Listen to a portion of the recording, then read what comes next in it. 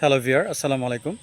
আজকের ভিডিওর প্রতিপাদ্য বিষয় হচ্ছে আমরা কিভাবে মহান আল্লাহ তাআলার নৈকট্য খুব সহজে অর্জন করতে পারি এবং কার্যকরীভাবে আমরা মহান আল্লাহ তাআলার নৈকট্য কীভাবে অর্জন করতে পারি। আজকে এটি ব্যাখ্যা করব, সঙ্গে আছে আমি প্রভাষক ইফতেখার আহমেদ রতন। তো চলুন বিষয়টা আমরা একটু জানার চেষ্টা করি। আমরা সবাই মহান আল্লাহ তাআলার নৈকট্য অর্জন করে চির সৌভাগ্যবান হতে চাই, কিন্তু কিভাবে আমরা মহান আল্লাহ তাআলার নৈকট্য অর্জন করতে পারবো? খুব সহজ পদ্ধতিতে। দেখেন, ইসলামী শরীয়তের আদেশ নিষেধ পরিপালনের মধ্য দিয়ে মহান আল্লাহ তাআলার নৈকট্য অর্জন করাটা খুবই একটা দীর্ঘ সময়, এমনকি অধিকাংশ ক্ষেত্রে সেটা অসম্ভব হয়ে যায়।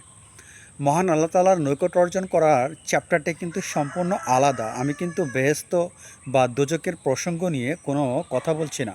আজকে আমার বিষয়টি হচ্ছে মহান আল্লাহ তাআলার নৈকট্য অর্জন করা, যেটি বুজুর্গরা করেছেন, সুফি সাধকেরা করেছেন, সেটি আমরা কিভাবে অর্জন করতে পারি। আজকের টপিকসটা কিন্তু মেইনলি এটা নিয়ে। তো দেখা যায় শুধু শরীয়তের আদেশ নিষেধ পরিপালনের মধ্য দিয়ে মহান আল্লাহ তাআলার নৈকট্য অর্জন করাটা সুদীর্ঘ সময়, even most of the cases, অধিকাংশ ক্ষেত্রে এটা অনেক সময় ইম্পসিবল হয়ে দাঁড়ায়, অসম্ভব হয়ে দাঁড়ায় অধিকাংশ ক্ষেত্রে। তাহলে এই শরীয়তের আদেশ নিষেধ পরিপালনের সাথে সাথে কোন কাজটি করলে আমরা মহান আল্লাহ তাআলার নৈকট্য খুব সহজেই অর্জন করতে পারবো? এক্ষেত্রে আপনি যদি ধর্মশাস্ত্র অধ্যয়ন করেন বা বিভিন্ন বই পুস্তক পড়েন, তো দেখবেন আপনার সামনে শত শত পদ্ধতির কথা বলা হচ্ছে, শত শত উপায়ের কথা বলা হচ্ছে। তখন আপনি কনফিউজড হয়ে যাবেন যে অ্যাকচুয়ালি কোন পদ্ধতিটা আমার জন্য সবচাইতে সহজ হবে। তো প্রিয় ভিউয়ার, আমি এই ধর্মীয় বিষয়গুলো নিয়ে আজকে প্রায় 25 বছর যাবৎ আমি কিন্তু গবেষণা করে আসছি। তো আজকে আমি আপনাদেরকে একটা গিফট দিব, যে আমি যেটা পরিশ্রম করে যেটা পেয়েছি সেটাই কিন্তু আজকে আমি আপনাদের সাথে শেয়ার করব। আর আপনারাও যদি পারেন, আপনাদের ফ্রেন্ড, আপনাদের রিলেটিভস যারা আছেন, আপনাদের শুভাকাঙ্ক্ষী যারা আছেন, আপনারাও তাদের সাথে বিষয়টি শেয়ার করবেন, যেন আমরা সবাই মহান আল্লাহ তাআলার নৈকট্য অর্জন করে চির সৌভাগ্যবান হতে পারি। তো আমি প্রায় 100-রও বেশি প্রখ্যাত সুফি সাধকের জীবনী অধ্যয়ন করেছি। তো তাদের এই 100 সুফি সাধক কীভাবে তারা মহান আল্লাহ তাআলার নৈকট্য অর্জন করেছেন, কোন পদ্ধতিতে তারা মহান আল্লাহ তাআলার নৈকট্য অর্জন করে চির সৌভাগ্যবান হয়েছেন, সেটি আমি আজকে আপনাদের সামনে তুলে ধরার চেষ্টা করব ইনশাআল্লাহ। এক্ষেত্রে সবচেয়ে কার্যকরী পদ্ধতিটা হচ্ছে ধ্যান বা মুরাকাবা বা জিকির। জিকিরটা কিন্তু মনে মনে করতে হবে। হ্যাঁ, প্রাথমিক পর্যায়ে আপনার মনোযোগ আকর্ষণ করার জন্য আপনি উচ্চস্বরে জিকির করতে পারেন, কিন্তু আস্তে আস্তে আপনাকে নীরবে, নির্জনে, একাগ্র চিত্তে আপনাকে ধ্যান করতে হবে। নির্জনে আপনি ধ্যান করবেন, সেটা মসজিদ হতে পারে, যদি আপনার বাসায় একটা ভালো অ্যারেঞ্জমেন্ট থাকে। এক কথা হচ্ছে কি জানেন, আপনার মনোযোগটা যেন নষ্ট না হয়, আপনি যেন নিবিড়ভাবে একাগ্র চিত্তে মহান আল্লাহ তাআলার স্মরণ করতে পারেন, খুব গভীর থেকে গভীরে। এই ধ্যানটা, আপনার ধ্যানের পরিমাণ বাড়াতে হবে। আপনি যত বেশি ধ্যান করবেন আপনার জন্য ততই মঙ্গল। তাই সাংসারিক কাজকর্ম কমিয়ে আপনি বেশি বেশি ধ্যান করার চেষ্টা করবেন। এই বেশি বলতে কি বোঝায় সেটা আমি ব্যাখ্যা করতে পারবো না। এই বেশি বলতে আনলিমিটেড, আপনি যত পারেন তত ধ্যান করবেন, যত পারেন তত ধ্যান করবেন। আর ধ্যান করতে করতে যখন আপনার চিত্তটা, আপনার হৃদয়টা মহান আল্লাহ তাআলার কাছে চলে যাবে, তখন কতক্ষণ ধ্যান করতে হবে সেটা আমাকে বলতে হবে না, সিদ্ধান্তটা তখন আপনি নেবেন। আপনি দেখবেন আপনি কোথায় চলে যাচ্ছেন। যাই হোক, এখন ধ্যানের যে কথা বললাম, সেই ধ্যানটা কেমন হতে হবে? ধ্যানটা কিন্তু অত্যন্ত গভীর হতে হবে।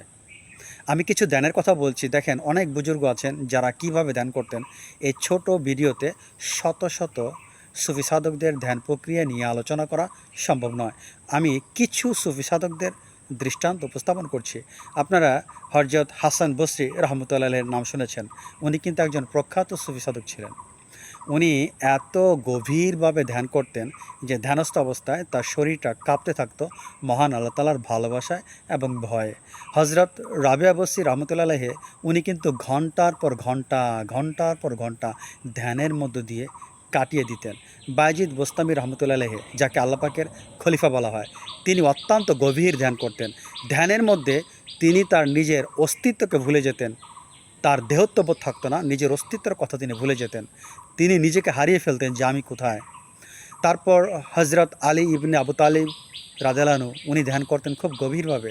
তার ধ্যানটা এতটাই গভীর ছিল যে তার শরীর থেকে যদি তীর বের করা হয় বা বিষাক্ত দাঁত বের করা হতো তিনি টের পেতেন না। সো ভিউয়ার, আমাদেরকে এইভাবে গভীরভাবে ধ্যান করতে হবে। এটি অবশ্য একদিনে সম্ভব নয়, তার জন্য আমাদের নিরন্তর সাধনা দরকার, অধ্যবসায় দরকার। যখন আপনি এভাবে ধ্যান করতে পারবেন, ওই ধ্যানস্থ অবস্থা আপনি মহান আল্লাহ তাআলার সাথে আপনি একাকার হয়ে যাবেন। আপনার আত্মাটা মহান আল্লাহ তাআলার সাথে, পরমাত্মার সাথে একাকার হয়ে যাবে। তখন আপনি এই জগতে সব কিছু আপনার কাছে নিরর্থক মনে হবে। এই জগতের সুখ, দুঃখ, ভোগ, বিলাস যা আছে সবই আপনার কাছে পুতুল খেলা মনে হবে। আপনি যখন এই ধ্যানস্থ প্রক্রিয়া মহান আল্লাহ তাআলার সাথে একাকার হয়ে যাবেন, তখন আপনি চির সৌভাগ্যবান হবেন। মহান আল্লাহ তাআলা খুশি হয়ে তখন আপনাকে অলৌকিক ক্ষমতা দান করবেন। এই ধরনের ব্যক্তিকে মহান আল্লাহ তাআলার পক্ষ থেকে অনেক শক্তি প্রদান করা হয়, মাত্র দুটি শক্তি ছাড়া।